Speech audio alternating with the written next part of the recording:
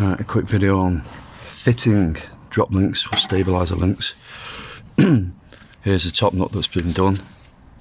See if we can turn on the torch on my headset. There we go. So the top nut's been done. So there is a couple of ways of doing this. That particular insert there,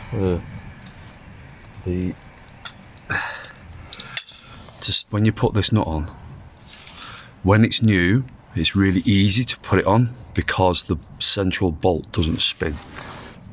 I've got a deep socket, 17mm, which then fits nicely over the top. Right, and then you can just tighten it on. If, for whatever reason, it spins, you can see that the middle of that there is a torx. I mean, you might risk it if you want to use an Allen bolt, an Allen key, but that's a T30 size. Let's have a look. Has it got it written on there?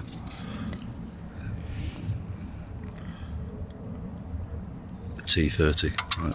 So you could put a T30 in there and hold it so the central bolt doesn't spin, and then use a ring spanner, 17mm or whatever size it is on yours, a ring spanner, then tighten it up. And it's the same on the back side. There's less room because of this wheel liner, but yeah, just put it in. And here's the other one that I need to fit. So to repeat, ring spanner, deep set socket to put that on.